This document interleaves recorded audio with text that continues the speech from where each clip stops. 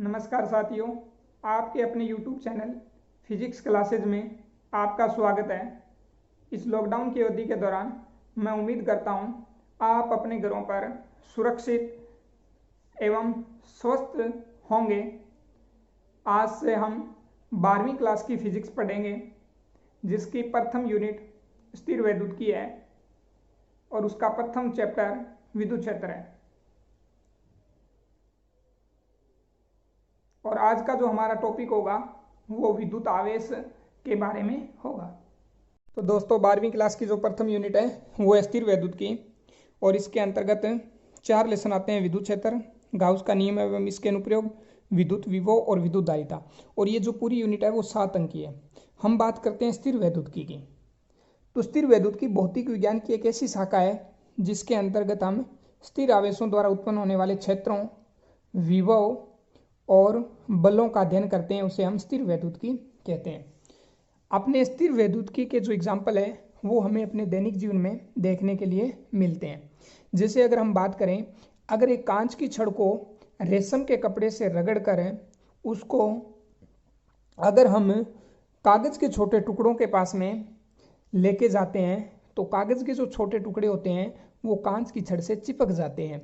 इसके अलावा अगर एक हवा से भरे हुए गुब्बारे को अगर हम कपड़ों से रगड़कर उससे घर्षण करवाकर एक दीवार के साथ चिपका देते हैं तो वह उसके ऊपर घंटों तक चिपका हुआ रह सकता है। ये जो एग्जाम्पल है वो स्थिर वैद्युतिकी के ही है। अब यहाँ पर जो प्रश्न बनता है वो ये बनता है कि आवेश क्या होता है और ये स्थिर वैद्युतिकी का जन्म कैसे हुआ। तो हम बात करेंगे कि ईसा मसीह का जो जन्म था उसको शून्य माना जाता है। उसके बाद का जो समय है उसको ईस्वी माना जाता है और उससे पहले के समय को ईस्वी पूर्व माना जाता है। तो लगभग बात करते हैं हम 600 ईसा पूर्व यूनान के अंदर, यूनान में एक दार्शनिक थे जिनका नाम था थेल्स। इन्होंने ये देखा कि जब अंबर नामक पदार्थ को ऊन से इन्होंने रगड़ा तो उन्होंने ये पाया कि अंबर नामक पदार्थ में एक विशेष प्रकार का गुण आ जाता है जिसके कारण यह हल्की वस्तुओं को अपनी ओर आकर्षित करता है। अब ये जो बात है वो लगभग 1600 ईस्वी के अंदर है। गिलबर्ट ने यह बताया कि जैसा गुण अंबर पर में पाया जाता है वैसा गुण लगभग सभी पदार्थों में होता है। यानी अंबर में जो गुण है वैसा गुण लगभग सभी पदार्थों में पाया जाता है।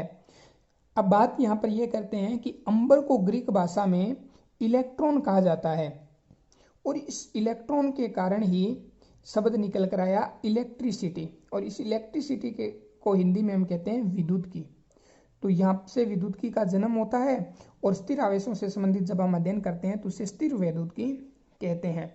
अब स्थिर वैद्युत की से संबंधित हमें बहुत सारे एग्जाम्पल देखने के लिए मिलते हैं, जैसे फोटोस्टेट मशीन है, कंप्यूटर प्रिंटर है, स्थिर वैद्युत स्मृति है अथवा भूकंप लेखी है। ये जो सारे एग्जाम्पल हैं या हम ऐसा कह सकते हैं कि स्थिर वैद्युतिकी के ये सब के सब अनुप्रयोग है। सभी उदाहरणों में हमने ये देखा कि जो पदार्थ है वो एक विशेष प्रकार का गुण ग्रहण कर लेता है और पदार्थ है वो विद्युत में हो जाता है, और विद्युत में पदार्थ का जो ये विशेष गुण होता है उसको ही हम आवेश कहते हैं, और जो विद्युत में पदार्थ होता है उसको हम आवेशित पदार्थ कहते हैं। जैसे कांच की छड़ को हमने रेशम के कपड़े से रगड़ा था तो कांच की छड़ है वो आवेशित हो जाती है और उसके ऊपर जो विशेष गुण आया है उसको हम विद्युत आवेश कहते हैं। अब बात करते हैं कि आवेश कितने प्रकार के होते हैं। तो आवेश 2 प्रकार के होते हैं। एक होता है धनात्मक आवेश और दूसरा होता है ऋणात्मक आवेश। ये धनात्मक और ऋणात्मक जो नाम है वो बेंजामिन फ्रैंकलिन के द्वारा दिया गया, यानी बेंजामिन फ्रैंकलिन ने इनका बीजगणितीय चिन्ह है वो दिया। आवेशों के प्रकार से संबंधित हम एक प्रयोग देखते हैं। इस प्रयोग के अंदर हम एक कांच की छड़ लेते हैं और उसको रेशम के कपड़े से रगड़ते हैं उसके साथ में घर्षण करवाते हैं और उसको एक इस प्रकार के कुचालक माध्यम में लटका देते हैं। इसी प्रकार एक दूसरी कांच की छड़ लेते हैं, उसको भी रेशम के कपड़े से रगड़ते हैं और उसको जब इस लटकाई गई छड़ के पास में लेकर आते हैं तो ये जो छड़ है वो एक दूसरे को दूर की ओर धकेलने का प्रयास करती है, अर्थात इनके बीच में प्रतिकर्षण बल कार्य करता है। एक अन्य प्रयोग में हम एक एबोनेट की छड़ लेते हैं और इसको बिल्ली की खाल से रगड़ते हैं और इसी प्रकार से हम इसको भी एक माध्यम के द्वारा, एक कुचालक माध्यम के द्वारा लटका देते हैं और इसके पास में एक दूसरी एबोनाइट की छड़ जो बिल्ली की खाल से रगड़ी गई है इसके पास में लेके आते हैं तो ये भी एक दूसरे को प्रतिकर्षित करती है, दूर धकेलने का प्रयास करती है। अब तीसरे जो प्रयोग में हम एक कांच की छड़ को जो रेशम के कपड़े से रगड़ी गई थी एक आधार से लटका देते हैं और एक अन्य छड़ जो एबोनाइट की छड़ है जिसको बिल्ली की खाल से रगड़ा गया था उसको हम उसके पास में चित्रानुसार लेकर आते हैं।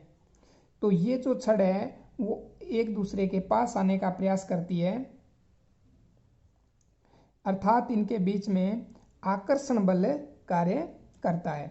इससे एक बात सिद्ध होती है कि जो आवेश का गुण इस कांच की छड़ पर है वैसा गुण है इस एबोनाइट की छड़ के ऊपर नहीं है, अर्थात कांच की छड़ पर जो आवेश की प्रकृति है वो आवेश की प्रकृति एबोनाइट की छड़ पर नहीं है।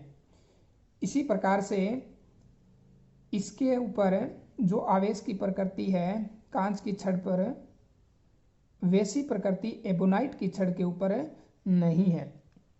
इससे यह निष्कर्ष निकलता है कि आवेश है वो समान नहीं है, दोनों छड़ों के ऊपर है, अलग अलग है। और बेंजामिन फ्रैंकलिन ने कांच की छड़ पर उत्पन्न होने वाले आवेश को अपनी स्वेच्छा से धन आवेश माना था और एबोनाइट की छड़ पर उत्पन्न होने वाले आवेश को अपनी इच्छा से, स्वेच्छा से ऋणावेश माना था। तो इस प्रकार से आवेश है वो दो प्रकार के होते हैं, धनात्मक आवेश और ऋणात्मक आवेश।